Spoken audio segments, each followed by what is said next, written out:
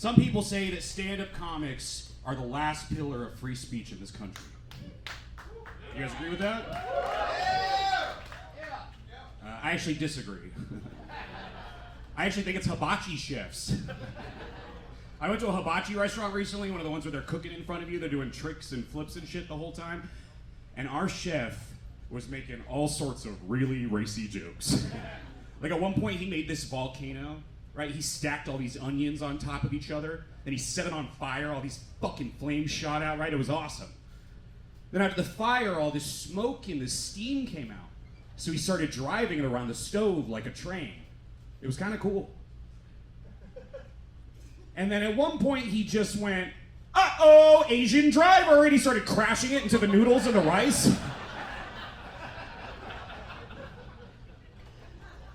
And honestly, I think the craziest part about that is that guy was white. Hey, where are my white people at? Austin, Texas. Okay, not too loud. Austin, Texas, make some noise if you voted in the last election. Get loud, don't be shy. Wow. Bunch of Americans exercising their right to vote. It's beautiful, man. I also voted, I exercised my right. It's one of the only forms of exercise I do, you know. And as a comedian, it's sometimes important to say controversial things that might divide the room, you know. So what I'm about to say might ruffle some feathers, but I don't care. I gotta say it. I voted for her. Okay, I guess I'm the only one with fucking brains in the building. Jesus Christ. Think what you want about me. I don't care. I thought she was the only person who made sense for the job. And that's why I'm proud to stand in front of you right now and say that on election day, I went down to the polling locations and I waited in line all day. And I don't care what you think, but it was a long line and a hot fucking day. And I went into that booth and I wrote down Hawk Tua, okay? I mean, hey, can you imagine a slut in the White House? Fuck. Hey, she's such a slut, I bet she swallows. At the dentist. Supposed to spit there. Picture it for a second though, guys. Imagine if Hawk Tua had been the president back in January with the wildfires in California. Someone comes running into her office. Madam President, LA is on fire, what do we do? You gotta spit on that thing. Thank you, Austin, Texas. Sorry if I seem a little off, if I seem a little nervous. This is actually my first time being back at this club since I got fired 2 months ago. Give it up! Thank you. Honestly, it's okay. It's completely my fault. They pulled up the security cameras, and they heard audio of me saying some really crazy stuff that they just could not agree with. Yeah, I was saying stuff like Black Lives Matter and Free Palestine. And I hope one of the managers gets hit by a bus.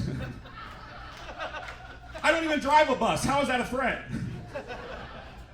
Anyway, here's an impression. This is an impression of Jay-Z. You guys familiar? DJ, cue up some Jay-Z. Remind these people. This is an impression of Jay-Z, musician Jay-Z, struggling to make small talk. Okay? Yeah. Uh-huh. Okay. Thank you. I bet they regret firing me now. Seriously though, guys, it's a little stressful being back here. I want to make sure I don't embarrass myself. Stand-up comedy in general can be stressful. You know, you go up on a stage in front of complete strangers and you put your whole out there and try to, well, that sounded wrong, but you know, you try to give it your all and make people laugh, and sometimes they just don't, and they hate you for it. Has anybody here ever tried stand-up comedy? One person.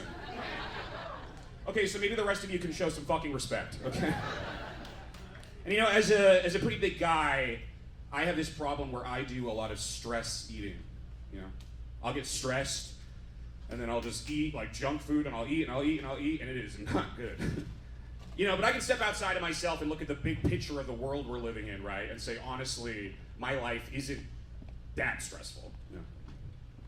But then I feel like you never hear about people in actual stressful situations stress eating.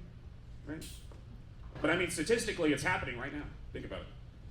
There's probably someone right now, overseas, on the front lines, in Gaza, snapping into a Slim Jim. I mean, think about it, right? Okay, it was a weird, dark example. Let me think of a lighter example of real-world stress eating, okay? Has anyone ever been 2 minutes into a rape and just snap into a Slim Jim? I mean, probably people, right? Wow, you guys really don't like the Slim Jim stuff. Man, fucking stand-up comedy. I don't know what to tell you. Oh boy, let's keep it cooking, huh? Fuck. Hey, by the way, ladies, if you were getting weird about that joke, I just want to be clear. Rape? If I could do another impression for you, actually. This is an impression of me walking in on a rape, okay?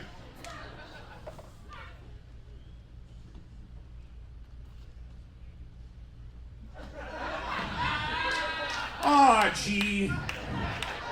Again? You think you know a guy. See? Thank you.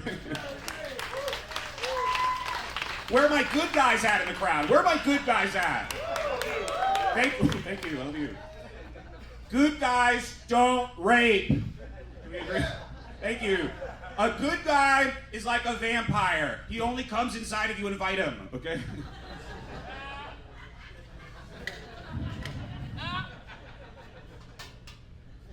Stand-up comedy, man, it's fucking stressful. Especially in front of women, man. Women just don't get my vibe. Something about my jokes, I don't know. And I don't know if you fellas have heard this shit that these ladies are saying about us to their friends on the street. But they say shit about us guys like, guys only want one thing. Right? We've all heard this, right? Guys only want one thing.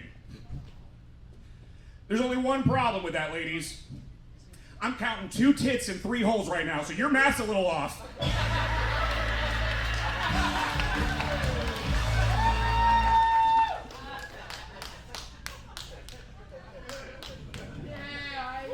Ladies, again, I just want to...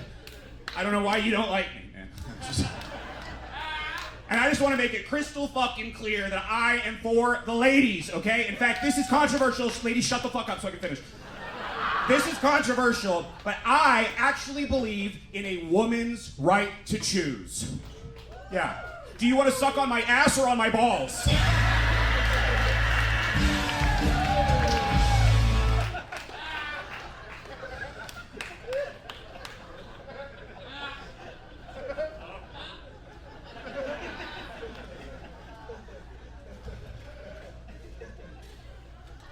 You know, sometimes I go do these fucking shows, man. I'll leave a show and someone will come up to me and they'll say some shit to me like, you need to grow up.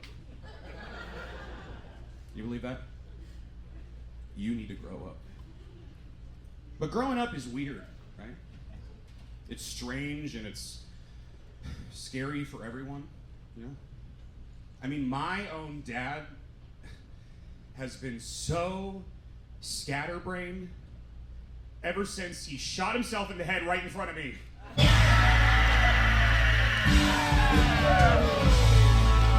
Seriously. And I know, guys, suicide is never the answer. Unless the question is, what's the best way to both ruin this baby shower and my son's favorite suit, okay? Hey, anybody here with their dads tonight? Hold him close.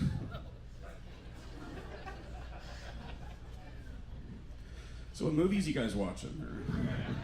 Don't be shy, shout out the title of a movie. Shout out any movie title right now, it really does not matter. Shout out classic, instant classic. Classic, what else you got? Classic, what else you got? Classic, what else you got? Classics, what else you got? Classic, what else you got? Did anybody say Snow White? I really need Snow White for this joke. Oh, wow. Austin, Texas, anybody planning on seeing the Snow White remake? Mixed response. I have found in doing this joke in this state most audiences are very angry about the remakes that Hollywood has been making lately. How do you guys feel? Do you guys agree with that? It seems unoriginal. I don't know. Like every few months, Hollywood takes some old thing, they tweak some one tiny thing, and they pass it off like it's some new thing, you know? They did it with Little Mermaid.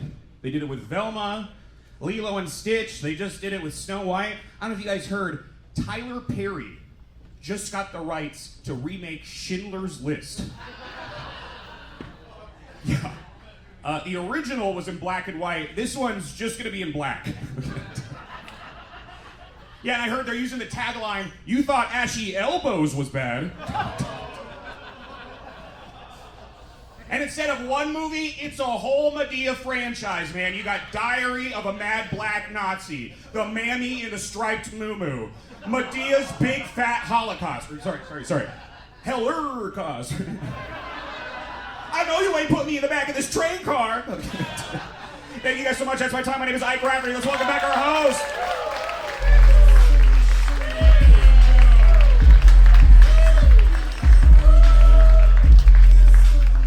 Ike Rafferty. Ladies and gentlemen, let him hear it.